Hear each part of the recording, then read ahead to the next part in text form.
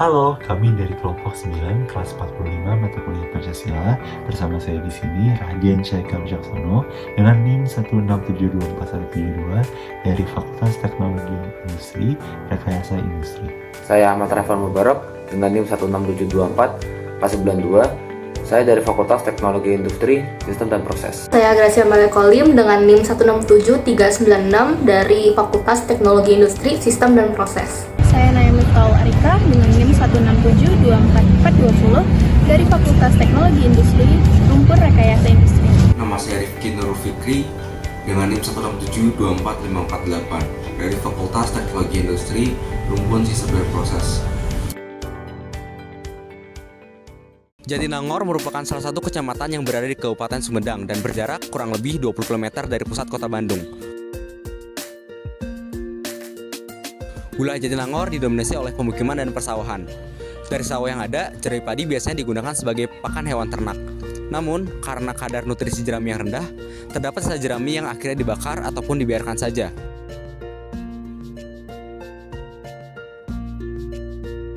Akibatnya, terjadi polusi yang mana makin memperburuk kualitas udara. Ditambah lagi, dengan terdapat 4 kampus besar yaitu ITB, Unpad, IPD, dan Ikopin yang berdiri di Jatinangor, masalah udara yang ada semakin parah.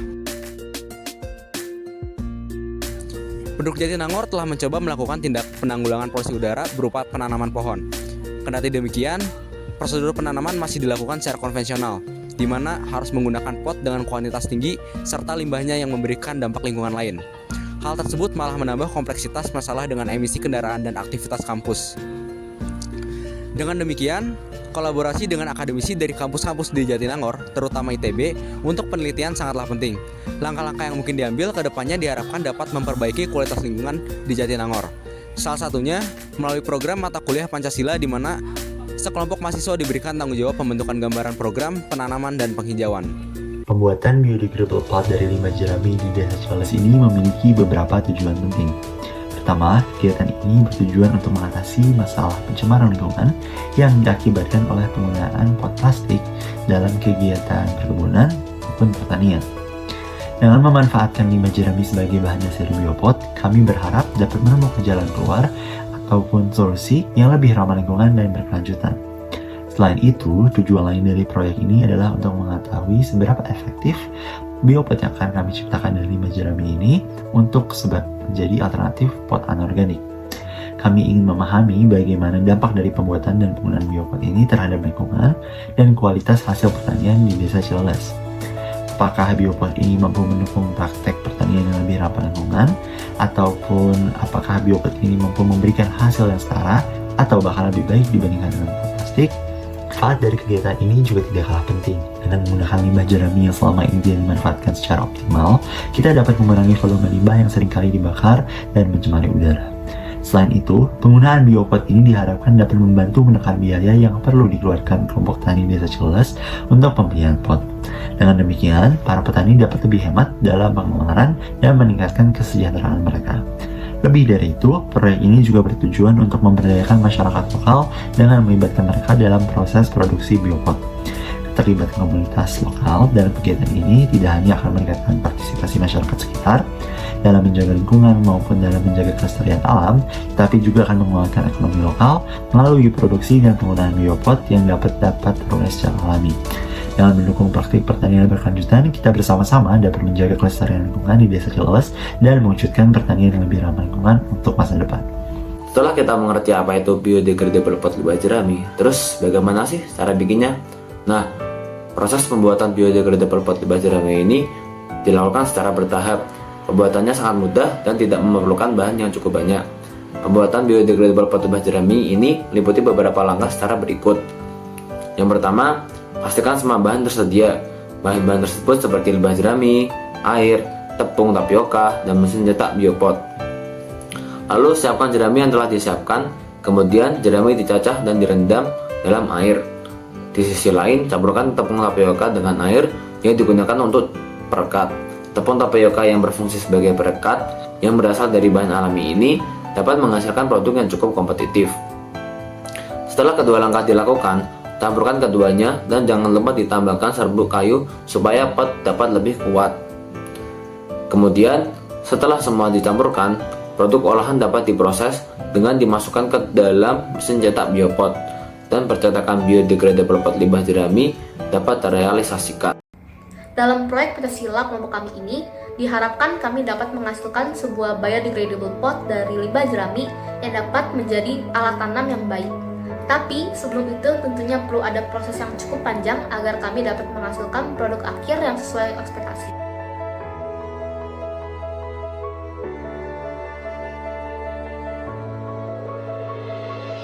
Pertama-tama kami akan melakukan survei lokasi selama 1 minggu. Selama 1 minggu ini, kami akan mencari informasi sebanyak-banyaknya tentang desa sasaran kami. Bagaimana kondisi limbah jeraminya, cara pengelolaannya seperti apa, dan lain-lain.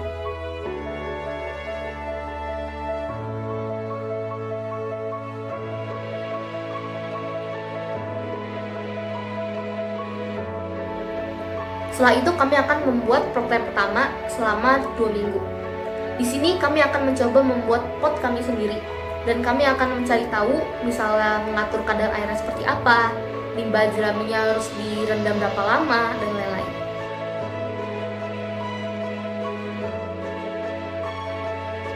Setelah prototipe pertama sudah jadi, kami akan membawa pot kami ke seorang ahli atau kelompok tani untuk dikonsultasikan. Kira-kira apa yang bisa kami lakukan untuk mengimprove pot kami ini?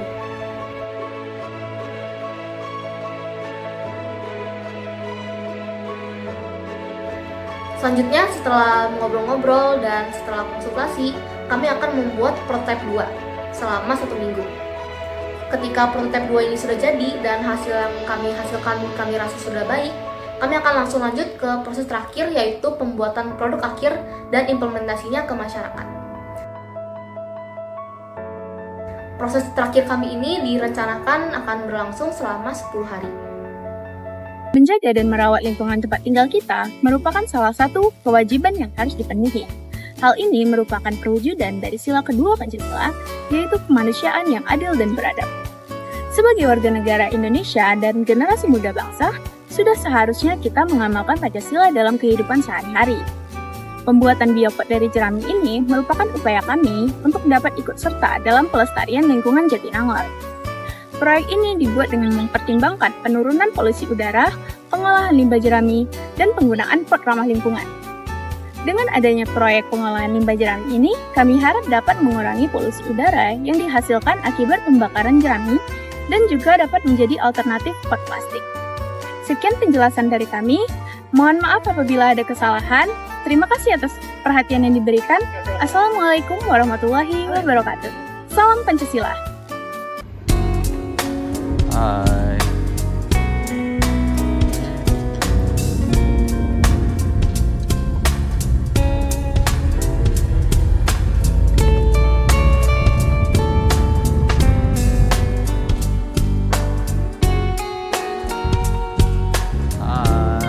Gimana El? Kali ini kita akan apa teman-teman? Kita mau survei buat kuliah Kita akan Pancasila. lagi panas-panasan di lapangan, yaitu ada di dekat sawah pokoknya ini. Jadi simak saja berikutnya kita ngapain aja. Let's go.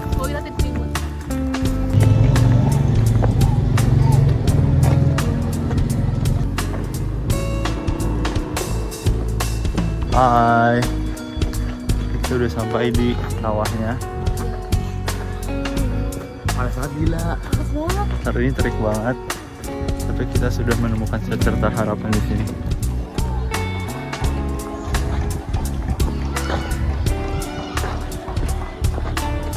Halo.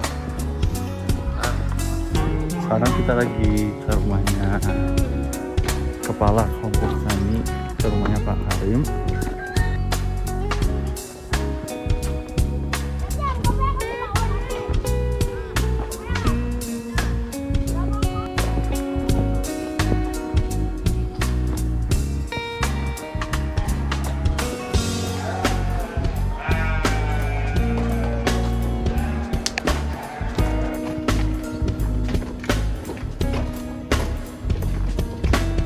Oke guys, kali ini mungkin dari sampai sini aja vlog kita. Ya mungkin cuma gitu-gitu doang, cuma ini sangat menyenangkan lah pokoknya. Ya nggak sih? Kita kebetulan udah menemukan kontaknya Pak Karim. Nanti untuk chat dan percakapan lebih lanjut akan kita teruskan di WhatsApp. Dah.